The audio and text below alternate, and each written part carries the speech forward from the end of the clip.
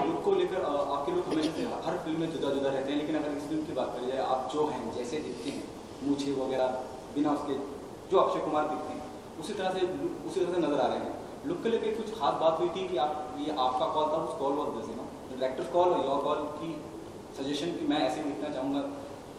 अमूमन मिलिट्री की हम बात करते हैं, आर्मी की हम बात करते हैं, मूछे वगैरह, और जो आपके बहुत सारे गेटअप्स कहाँ से रहेंगे जी। इसके अंदर जो भी कॉल है वो डायरेक्टर का होता है and he is taken a call कि मैं ऐसा लगना चाहिए एंड दैट्स इट। इसके अंदर सॉरी आपको मुझे इतनी अच्छी लगती है लेकिन इस फिल्म के अंदर नहीं है। इसके अंदर बहुत ही सिंपल रखा हुआ है, जैसा मैं लगता हूँ। बिल्कुल दुरुस्त आपने कहा कि जैसा मैं लगता हूँ वैसा ही रखा हुआ है।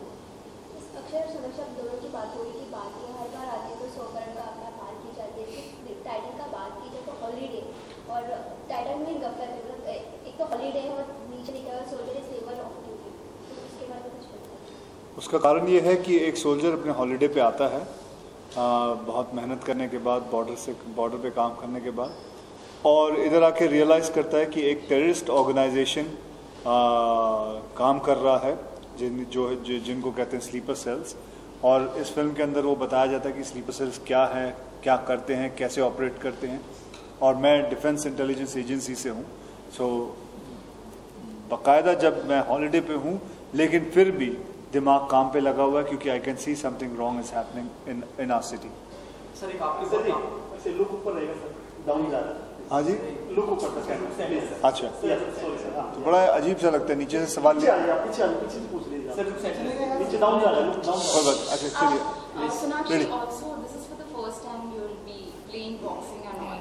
You know, it's quite a different stuff would be for you. It is, yeah. What you're saying. And also you have been trained by Vijay. Could you just elaborate? Well, yeah, there's one scene in the film where I'm supposed to be in a boxing championship, and Murugadas sir, because he's somebody who believes in making things look very realistic, he wanted the boxing also to look convincing. So Akshay made me meet Vijender Singh, and he showed me the basics of body language of a boxer, how I should throw a mean punch, and just so that it looks convincing on screen, and I think it did eventually. Sir आपने बहुत साल पहले film की थी सैनिक, और उसके बाद कई सालों के बाद आप एक और फिल्म कर रहे हैं जहां आर्मी का हिस्सा बने। कैसे देखते हैं इस पूरी जर्नी को सर? कुछ यादें ताज़ा होती हैं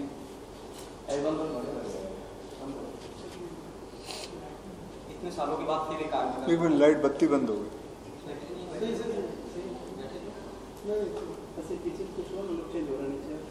It's fine.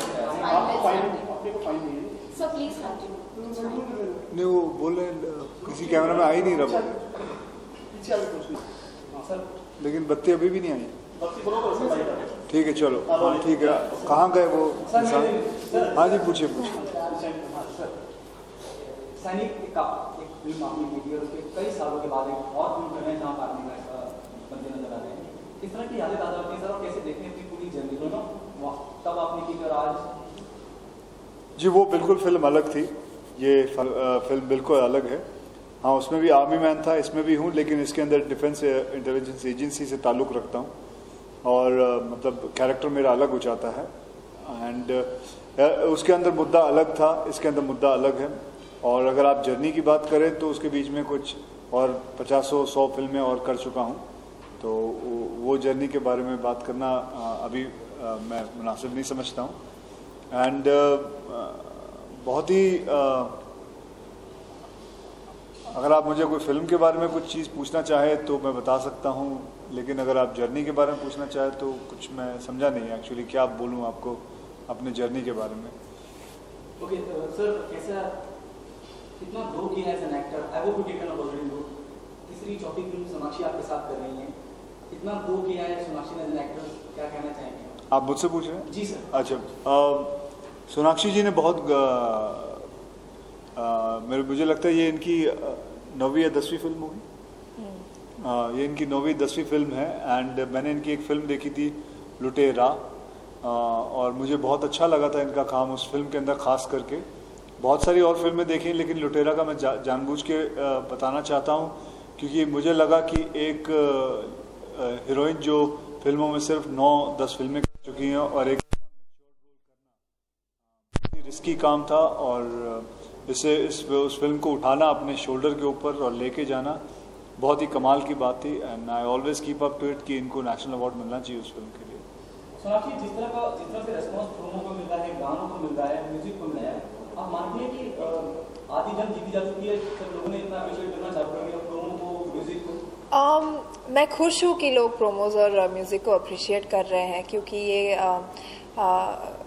साफ नजर आता है कि ये एक जिस तरह की फिल्में हमने की है उससे काफ़ी अलग है। ये एक एक्शन थ्रिलर है एंड आई डोंट नो आधी जंग जीत चुके हैं या नहीं, वो तो फ्राइडे को ही पता, फ्राइडे सैटरडे संडे को पता चलेगा।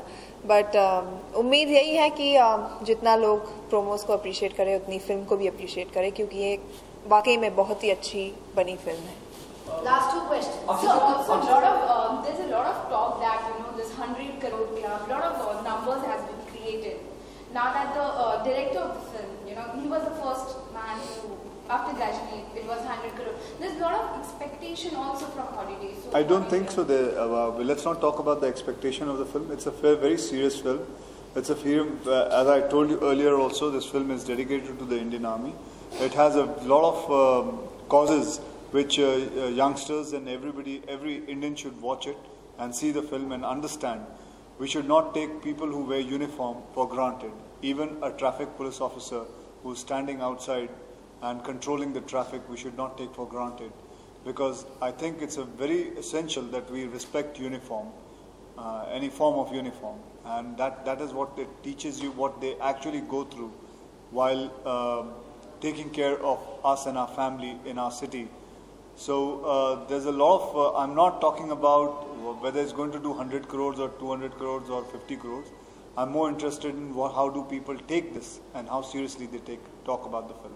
Okay, sir, जैसे आपने कहा कि आपने बताया पूरी देशभक्ति के बारे में, पुलिस के बारे में, आर्मी के बारे में, मनिंदर सिंह बिट्टा जी ने भी कहीं फिल्म को बहुत सराहा है और उन्होंने पीएम से गुजारिश की है कि फिल्म को टैक्स फ्री करा जाए आने वाले वक्त में। क्या कहना चाहेंगे सर? और आप मानते हैं कि फिल्म को टैक्स फ्री करना चाहिए क्योंकि एक संदेश देती है, देशभक्ति की बात करती है?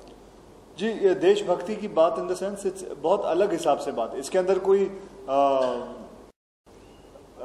दो कंट्री के बीच में फाइट नहीं दिखा रहे हैं।